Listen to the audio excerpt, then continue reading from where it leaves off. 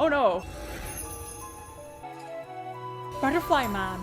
It's Butterfly man. Oh my god.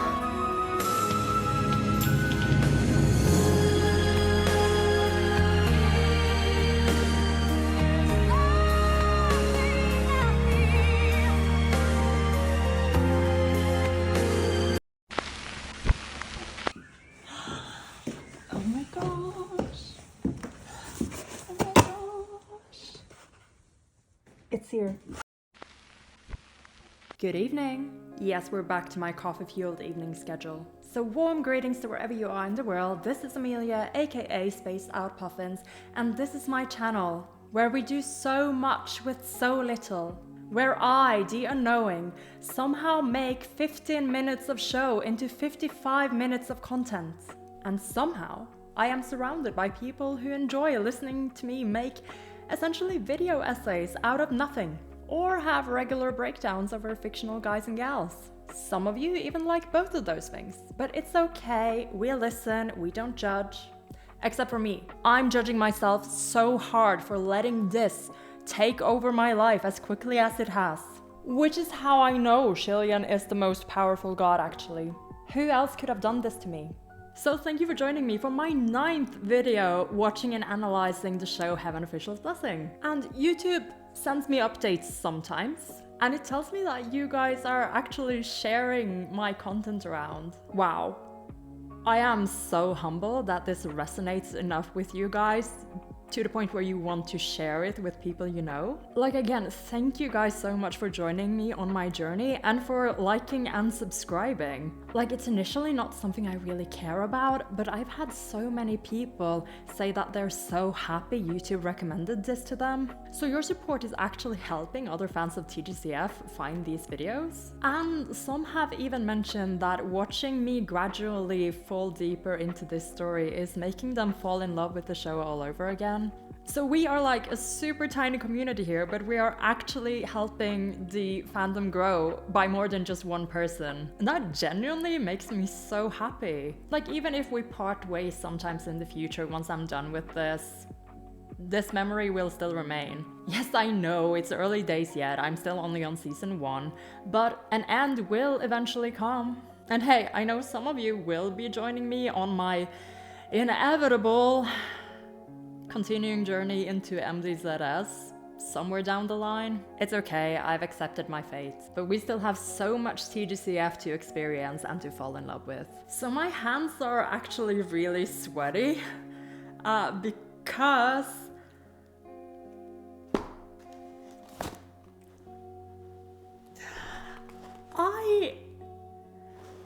I didn't actually intend on recording today, but the mailman has forced my hand. This will be the first item on our to-do list, by the way. So we'll be doing the book unboxing of volumes 1 and 2, followed by, of course, my gratitude to the people who made this thing happen, followed by my episode 8 notes, of which there were more than expected. I have a whole section dedicated to our mysterious women, followed by some thoughts I have on Hualian as the general, which is a reveal I'm waiting for. And at last, my episode predictions. So now you're free to navigate the chapters as you please, or you can join me for this. Okay, so this has like a tab for me to tear at. There's gonna be a lot of cutting here because it actually came out like pretty easily. Okay, we're tearing it off. Watch this not be the books I'm expecting.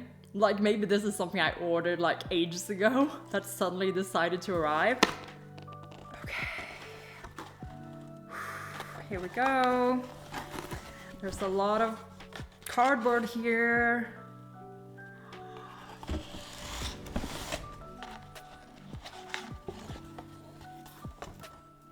Oh my god. Okay, let me have a moment. Let me have a moment. I'm actually shaking. This is not great. Should I have washed my hands again before this? Volume 1 is in my lap and I'm just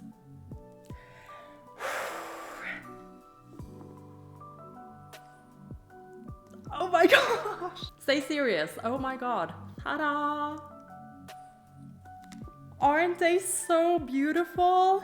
Like, I'm supposed to look at volume 1 first, but I saw a man so beautiful, I cried. Oh my god. Like, I'm debating with myself, like, what to do. Do I open these? Do I read the backside of it? What do I do? Let's do it one at a time. This is volume 1. I like the glossy finish that you can kind of see over the characters only, while the background is more matte. Heaven Official's Blessing. 天官赐福. I totally messed that up. Volume 1. And like, I've seen the cover before online, but holding it in my hands like this has me more excited than I thought I would be. It's beautiful. I've looked at this for 800 hours now. Ooh, my hands are so sweaty. I have heard that there are pictures in this, so I won't leaf through it. I want the images to kind of be a surprise for me as I read. But I can look at the back and I can look at the front. And it's got like a jacket like with a butterfly on it. And just all the butterflies inside this little cover as well. There's like it's the full illustration from the back and the front. Oh gosh, it's so pretty. Oh my goodness. Okay, table of contents, the prologue, and we're up to 11 chapters, it seems. It has an appendix. There's like 20 pages of characters and name guides. I will need those. And also a glossary at the back. Okay, no, not leaving through it, just checking the back. It's got a little butterfly on the last page. Oh gosh. I feel like I can look at the first book like this. I'm not sure if I dare look at the second one. Like, we've already seen the scene from the cover. This is the beautiful young Prince Hualian, who has just caught Hua Chang in his arms. He's so pretty. I could sit here for hours. So I'll put that to the side for now. Gosh, I am so curious about the voice of the book, like how things are being told, and especially how the narration differs from the animation, which is an entirely different media form, right? Can I read just one page? No, I'm not reading a page. I can't stop if I read one page. I can read the back. So yes, as a treat to you guys, I will read the back, like a preview, so that you can decide whether or not you'd want to listen to me read any of this in the future. I might just drop read-alongs and stick to chapter reviews. We'll see. No decisions have been made yet. Alright. A god fallen, a ghost risen. Born the crown prince of a prosperous kingdom, Lian was renowned for his beauty, strength, and purity. His years of dedicated study and noble deeds allowed him to ascend to godhood. But those who rise may also fall. And fall he does. Cast from the heavens and banished to the world below. 800 years after his mortal life, Hualian has ascended to godhood for the 3rd time, angering most of the gods in the process.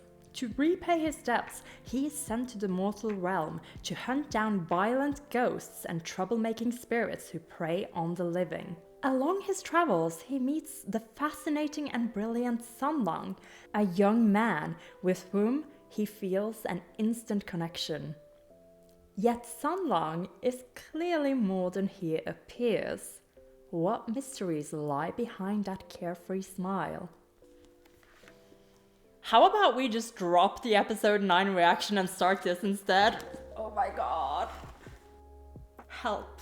The lifelong reader in me just got a treat, and I am so sad that this is going to have to wait. Gosh, I want to display them somewhere where you can like see them all the time, but I have like no shelves. Like, I have a windowsill here. I don't know, let me see how it looks in frame. I could leave it there. Sacrifice general pay. That's kind of nice, like in the background like that. I feel like I need a bookshelf, like a tiny one that could be right here. Or I'll have to reconsider this entire setup. It's just a corner of my living room, guys. Nothing special here. Oh my god. Where the fuck do I put the rest of them? I literally have 6 more on the way. Should I just not allow myself to look at them before I finish these 2? Anyway, questions for another day, I suppose. And of course, with all this happening, it's just so natural to give thanks to everyone who made this possible for me this early on in my journey, including the 2 new contributors from this week. Big thanks to Cheriso, who also left me some really good notes on pronunciation. And a huge thanks to the Generous Bridge, who has helped me get closer to the updated corkboard. So again, thank you guys so much for your support. And like I wrote in my new goal on Coffee, any donations I will get from now on will go towards more boards, coffee, and maybe any future books I might need to get. And also, I do get paid in like 10 days. And since I didn't have to spend money on these books, that money will be going towards boards. Like, I'll probably go and pick up a small one that I can use for all these mentions. A commenter gave me the idea and I thought that was pretty clever actually. And that way, hopefully, I'll have enough space to finish off this season. But okay, we have a reaction to get through because this is not a book vlog yet. So let's talk episode 8. So episode 8 was short, but it had quite decent pacing in my opinion. We had a super strong start, an interesting middle part at a bit of a lower tempo, and then a really exciting finish. So honestly, I'm not too sad about it. I was also informed that apparently the projection suffered during the time of these episodes. Like apparently it had to be taken down and put up again due to mistakes in both the animation and other things. And that's fine, but luckily, I've heard that season 2 never suffered anything like that, so it is how it is. Support your showrunners and your animators. They are only human and dealing with policies that some of us can only imagine having to work under. So all that said, we had such a strong opening. Nanfeng shows up and goes hard, intercepting the suspicions of the black-robed woman, who seemed to be gearing up to sniffing out Hualian and San Lang from their position. She is so hot. Insert screenshot here. And I am lamenting the fact that we haven't gotten an equally good shot of the woman in the teal robes. Windmaster. I have no new evidence, but I stand by my theory. Really hoping for pictures soon. There is also some strong Hualian going on here, not as intense as in the previous episodes, but it is there. It's in the small acts and the gestures that gets a lot of spotlight and very detailed animation. You know they had their priorities, right? Like how we see San Lang covering Hualian and waving the dust away after Nanfeng's distraction. It's in his little minute movements and gestures as he's healing Hualian with the fern. And even in Hualian holding out his arm to keep San Lang from coming forward as they're confronting the face in the ground. After healing Hualian, San Lang kind of shies away a little bit. I've been thinking about this reaction and I think it ties back to the discussion I had a few episodes ago about his perceived self-worth. I already think there are a lot of hints pointing to the fact that San Lang sees himself as lesser than Hualian, because Hualian is his prince, also his god at some point, also the love of his life. So it seems like he sees himself as no good, maybe even dirty. And just allowing himself to touch Hualian in any situation seems hard. And especially in this situation where he's hurting. And I'll come back to this at the end of this episode discussion, so stay tuned for that. But I adore all these moments of them just protecting each other. I love them. In this episode, we're also introduced to the character General Mo. Gosh, I'm so unsure of the vowel sounds here. I'm working on it, guys. They call him Millstone in the dub, and as Exposition San Lang tells us, he used to be loyal to the state preceptor. Even in death? Detective Hualian mindfully asked. See? He's still with me, he's still paying attention. Thank you, subtitles, for clearing that up. But yes, he's asking the right questions. Just how buddy-buddy is Como with the state preceptor after the whole massacre went down? And if I recall correctly, Exposition San Lang did tell us that apparently the preceptor used this as blood sacrifice to become stronger. We'll see. Something that was pointed out to me about the general is that he and the soldiers are speaking the Banyue language. It's not very obvious that that's what they're doing, at least not in the dub. So it's not clear at all until the general gets suspicious of Hualian for speaking a dead language. Like, well, really dead. All the speakers are literally dead. So like even the Chinese version makes it hard to pick up unless you actually know a little bit of Mandarin, which I do not. That said, I've gone through a few pronunciation tips that have been left for me in the comments, and I am spending some time listening to some pinyin tables, so I practiced a little to try and get all the names right. But I've probably taught myself some wrong pronunciations already that I need to unlearn, so I'm going to make mistakes. The guide Zhou, for instance, everything I've ever known and learned about the Roman alphabet makes me want to say Xiao, but it's Zhou. So I will probably not learn Mandarin, but I am of the opinion that even basic linguistic knowledge can be really helpful when you're approaching a new culture and learning about new things. So I'll continue butchering all these names, but hopefully we will see a little bit of improvements. Moving on, her hair is purple! So is she the state preceptor? So as Exposition San Lang has kindly informed us, she was an orphan in the Banyue kingdom who learned the dark arts, including controlling the snakes. And that is why they made her the state preceptor. She was someone to be afraid of. So where does this place the guide Zhou in the story? I've been wondering if maybe Zhou, with his pretty eyes and pretty eyeliner, could be the man we see in the opening, which implies that he has some set of fighting skills, I think. Like, were they fighting in this war together? So I guess it's implied that he is on her side, the side of the state preceptor. But that means that I have questions. Like, who the fuck is the other girl then? More about that in a bit. So after guide Zhou jumps to his presumed death, Hualian attempts to negotiate with General Kemu so that they won't throw the kid down into the pit.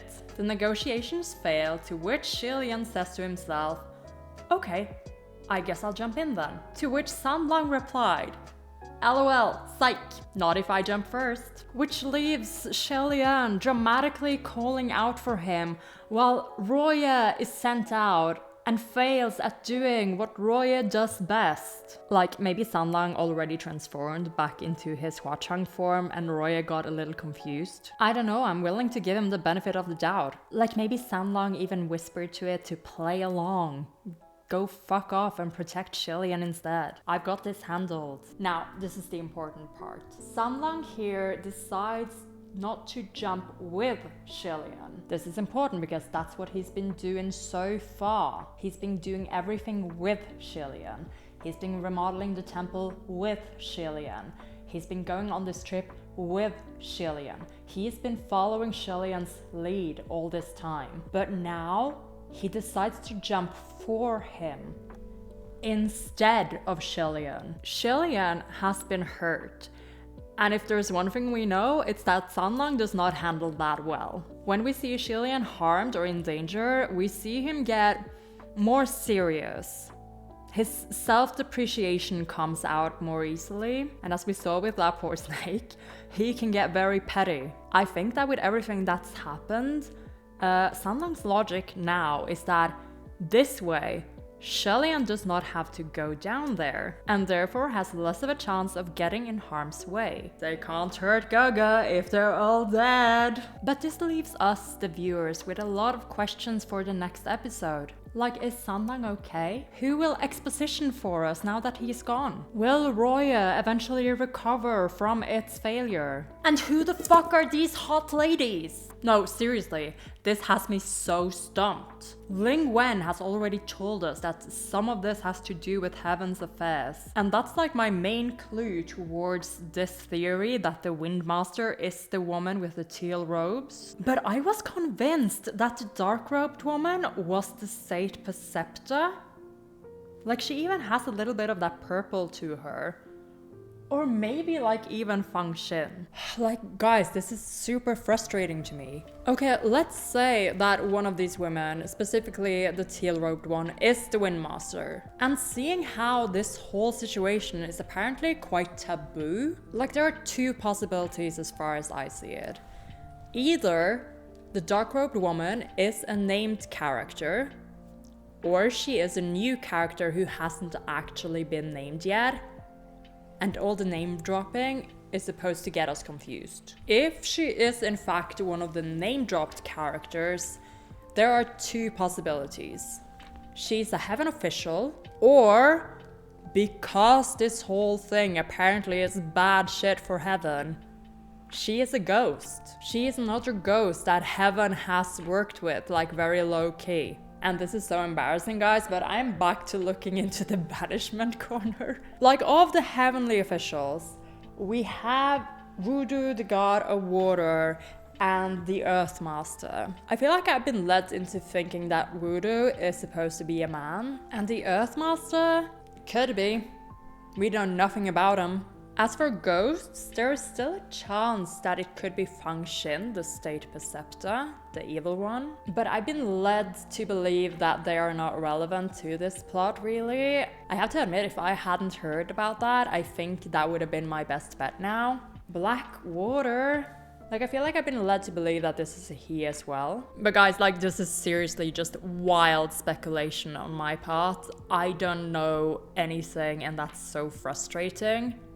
At least with the Windmaster, I have some clues, like circumstantial evidence that I can work with. So you know what? I think I'm just gonna watch on and see what happens. I'll let you guys know if I have any real suspicions, but honestly, I literally just went through the board and picked everyone who didn't have a place yet. Like, I even considered that she's the Emperor.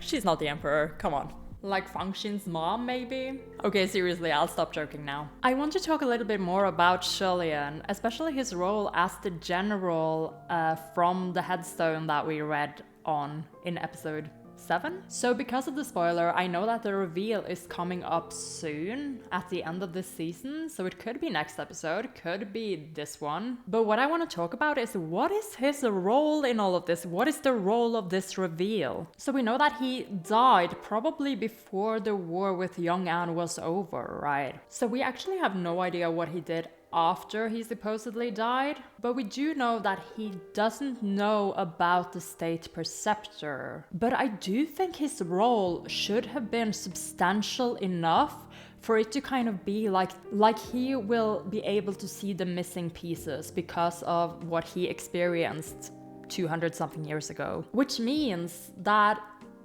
I wonder if he knew some of these central characters, like coincidentally. Like maybe he actually met the General Kermo as a child. If the guy Joe is a ghost, like I theorized earlier, and he is also from this area, maybe he also knew Hualian when he was a kid. Like maybe even the orphan state preceptor. Like again, this is just guessing, but I feel like his role should be substantial enough to make a difference in this case. And lastly, the discussions we have been having in the comments are slowly convincing me that at this point in time, Feng and Muqing might actually really suspect that San Lang is Huachang. Because if he's a ghost king, that's really the only option. Only the fact that one of them hasn't already run off to heaven to cry wolf, like that's the only thing that tells me that there is some room for doubt. And as a note to self, it's important for me to remember that they also probably faced the White Calamity by Wu Xiang. Like, I don't know how up close and personal any of them got, if it was more of like a wide battlefield sort of thing situation, or if there is some like personal connections to the calamity directly. I guess we will have to see. Which brings us to the chapter predictions. Episode predictions, let's go. I'm expecting a Huachang reveal. Maybe not like full on, but like the hints will be there. Because the soldier down in the pit will all be dead. And there's really only one possible culprit. I predict that Fu Yao saves the day. Like he'll be one of the people with spiritual energy left, right? If he didn't waste it all on his way there. That was mean of me. Scratch that. I'm expecting a state preceptor reveal. Maybe even a reveal that they aren't all bad. Relatively. I mean, for all the Banyue soldiers, they are obviously the enemy if they really did open the gates and let the Young An soldiers come in and slaughter the entire kingdom. It's all a question of relativity. I'm expecting a Windmaster reveal, and consequentially the role of heaven in all of this. To which I'm expecting Feng, the righteous soul, to have a few choice words. I don't know, it seems like that would bother him. Oh, and Cho is alive as well. Or, you know, if he's a ghost, then no. Now I'm second guessing that theory, because if he was a ghost, he would have to be like at least Wrath level for all these heavenly officials to not be suspicious of his disguise. Ooh, that sucks. That kind of pokes holes in my theory. And I'm expecting a reunion between Joe and the State Preceptor, who is a ghost, so she should be alive up there, right? And there we go. Alright, this discussion only took me an hour to record, so hopefully I won't spend more than maybe half an hour on the episode and discussion. Who am I kidding? You guys have hyped this up. I will have to talk so much. Either way, let me get my headphones and let me get this set up, and we can finally roll into the highly anticipated episode 9 of Heaven Official's Blessing. Let's go.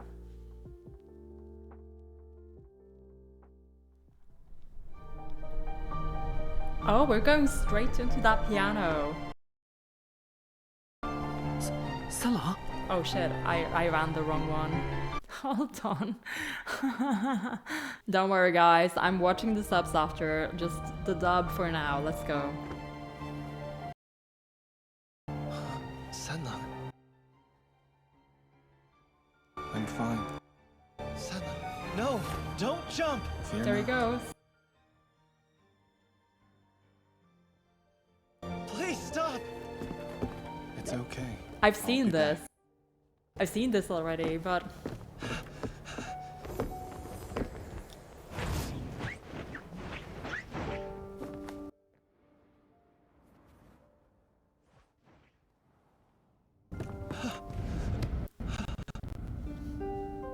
Insert the Titanic soundtrack. Or this opening. That works too.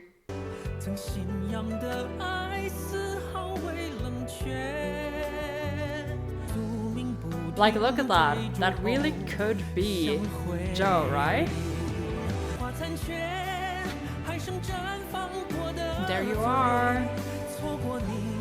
Is he gonna show up? That's the big question.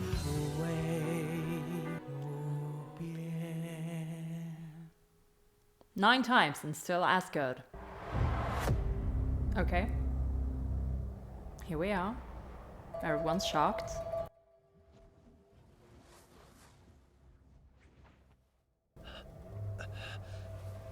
What are you gonna do? Oh, he went.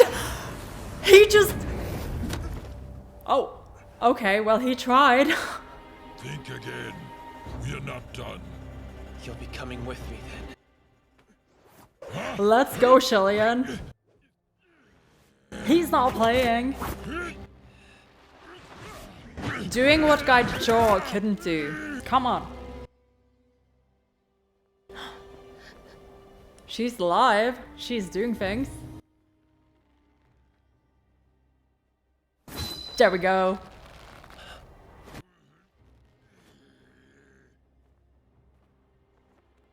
She's cute. She's so young. She looks really young.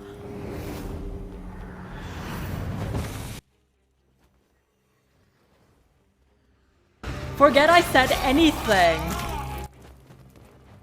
She's scary as fuck. I love that. This is the State Preceptor. 100%. Holy shit. She's eating them down there. Yeah, like... Grab that pain in the ass, damn it! You have bigger things to worry about. You got the god of misfortune on you. You were just destined to fall down here. That looked a bit silly. Oh, come on, Roya! Oh! Oh! That was a barrier. Oh no.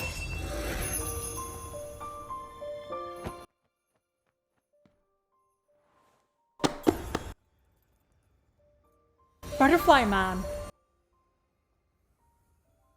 It's Butterfly Man. Oh no. Oh my god. Are you for real? San Lang.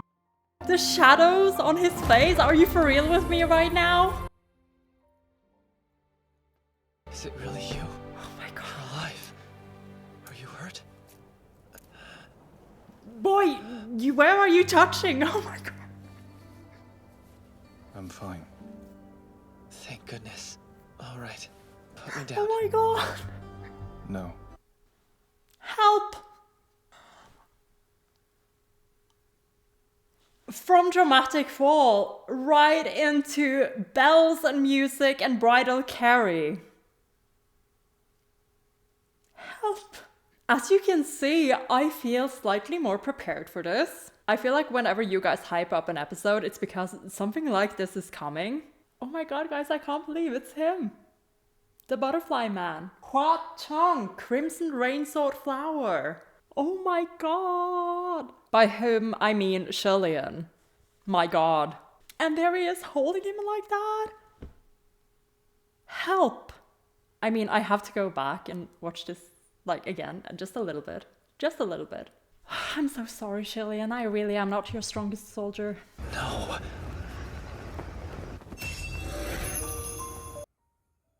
He just catches him so gently. Poor Kemo, he just like, Is it really whatever. you? You're alive. Oh my god. Touching him like that, his fucking collarbones, his face. You can't touch a man like that, Hualian. I'm fine. Oh my god. Thank goodness. All right. Put me down. No. No. Why not? Why?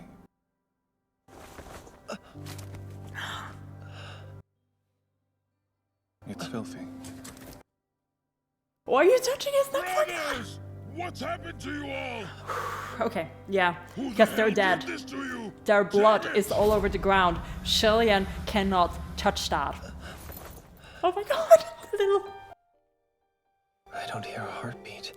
He's not breathing. Oh my god. Because he's a I ghost. demand you He's bring my dead. brothers back. I'll tear you to pieces. Kemo, please, can you not? Be careful. Don't We're worry. kind of busy here. Put me down already, San Lang. I've got you. Relax. Oh my gosh, the shadow on his face is killing me. Like, show me his fucking face already. Oh my gosh. Oh my gosh. Like a butterfly. Really, he's just like flowing. To carry me all day? That a problem? Hold tight. Oh my god. You're gonna pay!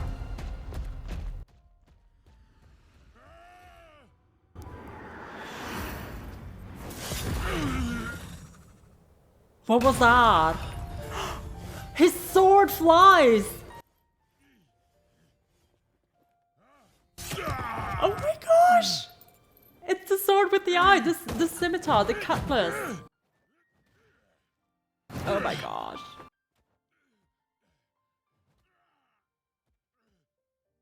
You stand no chance. This is the Ghost King. General, you need to calm down. San Lang, was that you? Did you kill these men? Yes. Promise me. No more jumping into pits. You have to be careful. Look, I'm being serious here. I was really worried about you. Oh my god, Hualian. Is that all? I'm not sure what you're getting at. My heartbeat is silent. Do you honestly think something like that matters to me? Oh my god, Hualian. Huh? Go on. In my case, if we hit it off well, then that's enough. The details don't matter much. This I'm is fond of a you, confession. Then I don't care if you're a beggar. If I hate you, then I don't care if you're royalty. That's all trivial to me. Oh gosh, there's so much happening. Just give me a second to digest that. I need to go back. Need to go back a little bit. Promise me. No more jumping into pits. You have to be careful. Look, I'm being serious here. I was really worried about you. Concerned boyfriends. Is that all? My heartbeat is silent. This is You him honestly telling think something him. like that matters to me? This is a confession from Ha Chang that he is who he is. In my case, And if we then hit it off well, Hualian then that's enough. is like, The details don't matter much. it doesn't matter. If I'm fond of you, then I don't care if you're a beggar. If I hate you, then I don't care if you're royalty. That's such a good That's quote. I untrivial to like me. that. I don't feel the need to pry. A lovely point of view. He's coming for us. For real. You're really interrupting something here, please. Yes, yes. Gosh, I love Roy. This isn't fair. You outnumber me. I doubt it would make a difference. I will see to it that any man who bows to that shrew will be ripped apart. Don't. He still has to show us the way out. Spare his life. He'll be no use dead. San Lang, now put me down, alright? In a moment. Oh my gosh. The bells. The bells.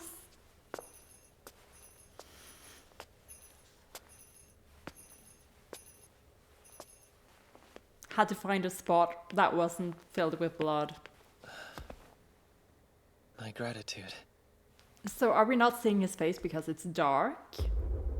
And therefore Hualian wouldn't know what it looked like anyway?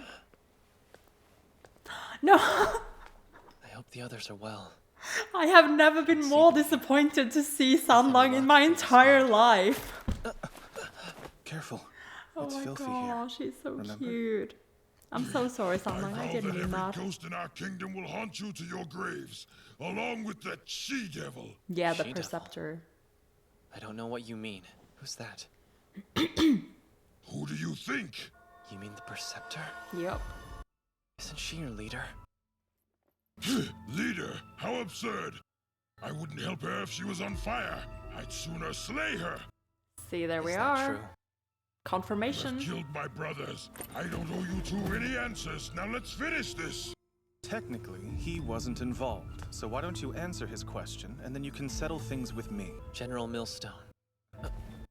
We actually came here to stop her. We're not allies at all. How am I supposed to believe you? You murdered my soldiers. Yeah, kind of makes it a conflict After of he interest threw us here. down here, he protected himself. You're a liar. You jumped off of the platform yourself. True. Oh my gosh, their faces. How about a temporary truce? Until we escape, you have a long-standing grudge against the Preceptor, right? General Millstone? Do you want to help your men? I would answer him. How dare you threaten me with that when you're the one who killed them in the first place? No burials? What do you want? That depends on you. Don't your people believe that the condition of the body at death dictates their afterlife? Damn. San Lang want is them to threatening move them on in the peacefully, next life. Don't you? What was that? It's fine. How dare you disrespect them? They were brave warriors once. Look, discarded in this miserable pit. Long forgotten. For ages their souls have cried out for freedom. I cannot allow you to insult these men. Now then, are you really here to stop that woman? I am, believe me. Though I don't know much about the Imperial Preceptor. Especially as a foreigner, so you'll have to help us out. She's not fond of Banyue. And you mean, is she not from your kingdom? Yes, but it's more complicated than that. Alright. The evil Taoist is of mixed descent. This makes me wonder who the good guys really Her mother are. was a Again, Banyue-born woman. Her father, a Sea good of for Grey. nothing young and man. okay, so she was half. Run down by the Young harsh Anne, life at half the border, her father Banyue. abandoned his wife and daughter to return to young Anne. Well, shit. Heartbroken, her mother died of depression a few years later, leaving Oops. the poor girl alone in this cruel world at the age of 6. Orphan. Her path to becoming the evil Taoist was set. Our culture idolizes the strong and sturdy, so the small child was often bullied for her meager stature. It's no surprise that she became a pariah. Alright. The orphan disappeared one day after a riot broke out at the border. Many involved were left dead. After learning the wicked magic of young Anne, she returned to the land that cast her out. Impressed, the royal palace offered her a position. Your Majesty, this Taoist is a devil. She can't be trusted. Sir, the scorpion-tailed snakes she keeps are dangerous. Well, Master, do you have anything to say for yourself? What do you think? I'd like your opinion. Naively, and out of pity, I begged the king to spare her life. I'd like for you to follow me. Oh. So they really were comrades. Like maybe a bit of a father-daughter sort of relationship? Yes, well done, my brothers. Not a single desert bandit remains on his feet. Sir! There's trouble! It's bad. We have to evacuate now. The storm's hitting the cave. We fear that it'll collapse. It what? Let's go now! Hurry up!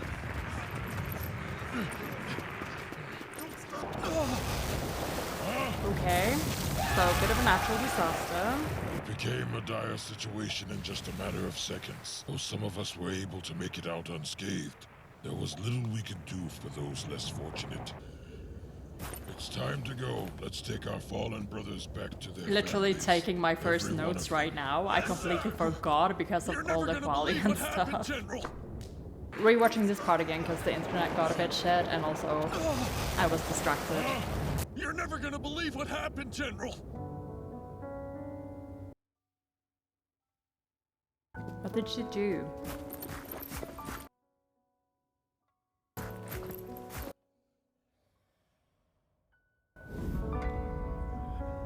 Oh, they're alive? It's the General! Wake up, we're saved! Incredible. She created a shelter for the injured warriors. It seems she dug out the bodies of the deceased as well. She acted on her own accord, without my command. It was then that I realized she truly was no threat to our kingdom, and against the numerous opposing voices, I placed my faith in her. She had So saved she my men gained after all and his displayed trust. immense magical talent. She was a boon to our kingdom. I helped her rise to power. She eventually became the Imperial Preceptor. Right.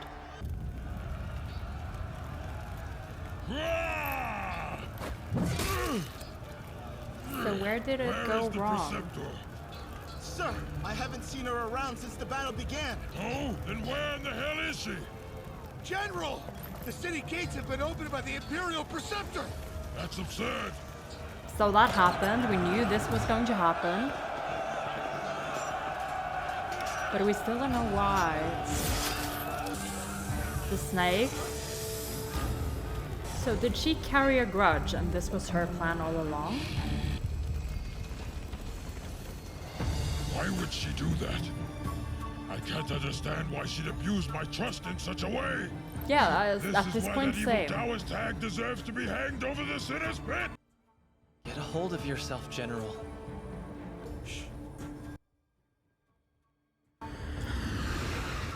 That's her.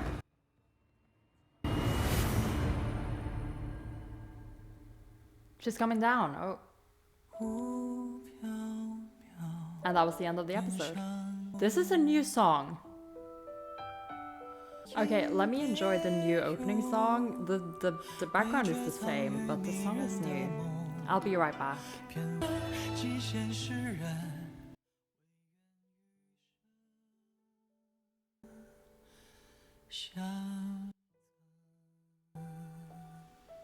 Well, one of my questions have been answered, which is why this episode was so hyped up. We saw him! Or, you know, everything but his freaking face.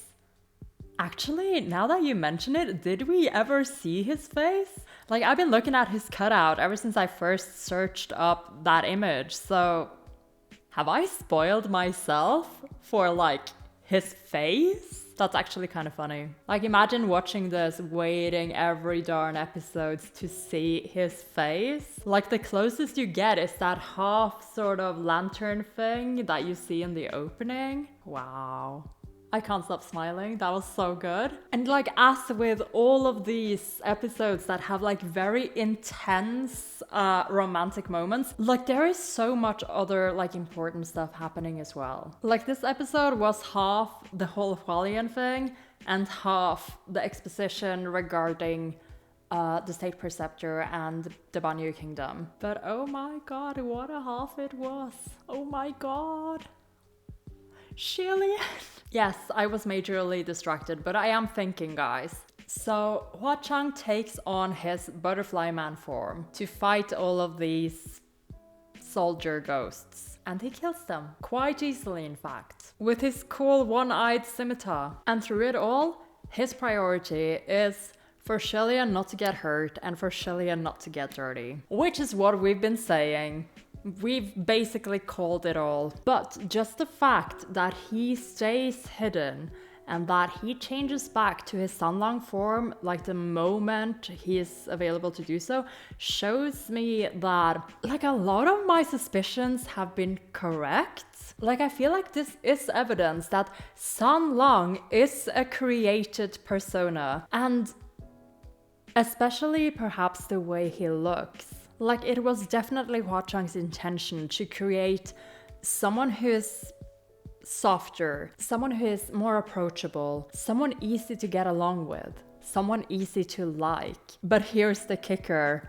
Hualian doesn't care. He puts his hands on him, hears his very quiet heartbeat, and still says, I don't care what you are. If we get along, then that doesn't matter. It doesn't matter that you killed all these people. It doesn't matter that you're a very powerful, perhaps scary ghost king. We've hit it off. And that's what matters. This is development. There has been a big quiet part throughout these past few episodes, and they are saying it so loud.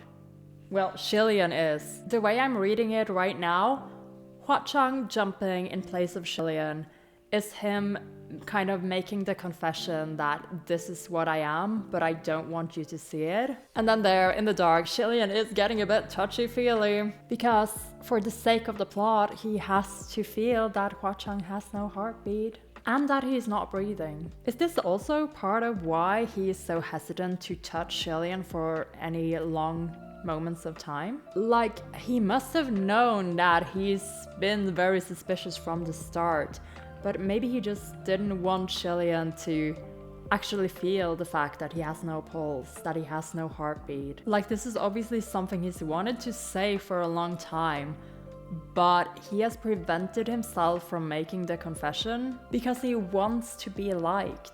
Or more specifically, he wants Hualian to like him, enough to not be scared and chase him away. And so Hualian explicitly tells him that he wouldn't do that. Like, we're basically at the point where they're telling each other, we're gonna stop playing charades and just admit that we get along really well.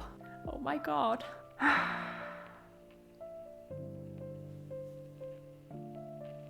Why is this so good? And of course, the whole Princess Carrie and all that. Like, there is some innate, you know, fan service for us as well, but the way it's intertwined with the story makes me go like, you know what? I'm not gonna say anything. I'm just gonna enjoy it. Hualian, you can't touch a man like that. Oh my god. There are probably so many things I did not catch.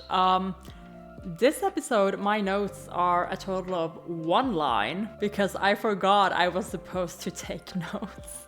See what you've done to me, boys? Do you see that? Whew. Anyway, 2 of my predictions came through. We did get a Huachang reveal, and I don't care, that was a whole ass confession. I don't care. And we got the State Preceptor reveal. Still very ambiguous on whether or not the General Kemu and the Banyue soldiers are the good guys or not. Like, I shouldn't even be using those terms. We are working in a sea of grey. And it seems that no matter what has happened in the past, they still captured all these caravans and used all these humans as fertilizer for their herbs, and they threw them down in the Cinder's Pit to feed on. They are ghosts who have died with a lot of resentment, but they obviously have spent that resentment doing bad shit. So I'm guessing things are really going to start happening soon. We still have no Joe. We still have no Windmaster. We don't even have a Fuyao. What we do have is the State Preceptor coming down into the Sinner's Pit. And we have heard the general We've heard the general side of the story. And now I'm guessing we're gonna hear hers. Yeah, there's a lot happening. And I'm sure it's all interesting. I'm just a little bit busy. Like, my Hualian heart is so full. I'm gonna need a moment to digest all this. And like 3 rewatches. And also I'm super distracted by the books in the background. The books! I can't believe they're mine. I can't believe they're gonna stand there collecting dust for like another month whenever I can finish season 2. Sad news are I am going back to work, and that means I will have less time to record and less time to edit. I'll probably finish this over the weekend, and this will be kind of your last frequent update from me. After that, I think I'll be happy if I can manage like 1 episode a week. And there's also the matter of expanding the corkboard. I really do think that I might need a bigger one for season 2. So hopefully that will arrive before I get to season 2. If not, I might have to take a short break between that. But it's like episode 10, episode 11, episode 12 left. So yeah, surely it will have arrived by the time we get to the season finale. A couple of you are in the know about this, but I am planning on also looking up the lyrics to both the opening and the ending. Well, now there are like several endings. Not to mention the song that was the ending song in episode 1. But yeah, it's been hinted to me that these songs really show a little bit more of Hua Chang's perspective in the series, which is why I kind of want to wait to look up the meaning behind them. Like, I'm finally getting to know him a lot better, and I feel like at the end of the season, it will be a good time to actually read the lyrics and understand what they are about. So I hope you're looking forward to that. I sure am. Especially the opening. It is so good. This new ending song I quite enjoyed as well, but I also remember the first ending quite well. Or at least I remember that it kind of struck a chord in me, so I have to look that up as well. I don't know how YouTube comments are with links, but if anyone has suggestions of a good place to get a nice and accurate translation, hit me up. If not, I'll go looking for them myself. I'm sure that I'll be able to keep the spoilers to a minimum. Oh my gosh, you guys, his sword flies? Like, I'm trying to think of media where I've seen that. Like, I probably have, but he made it seem so cool. He's just carrying Hualian around, making sure he doesn't fall, while his sword does all the work for him. Like, is he controlling it, or is it doing its own kind of thing? I have indications that it's similar to Roye, like, it has a little bit of a personality. I'm looking forward to getting to meet it. Okay, guys, I do have work in the morning, and we're already just past 10 p.m., so I am going to stop this here so that I can get some sleep, and then hopefully I can start trimming and editing this tomorrow evening, and maybe do some rewatching if I feel like it. This is the face of a girl who really feels like it. We have so much development happening and so many more hurdles to get through, but this is getting so good. This was Amelia, aka Spaced Out Puffin. Thank you for joining me in this exciting episode, and I will see you in the next one.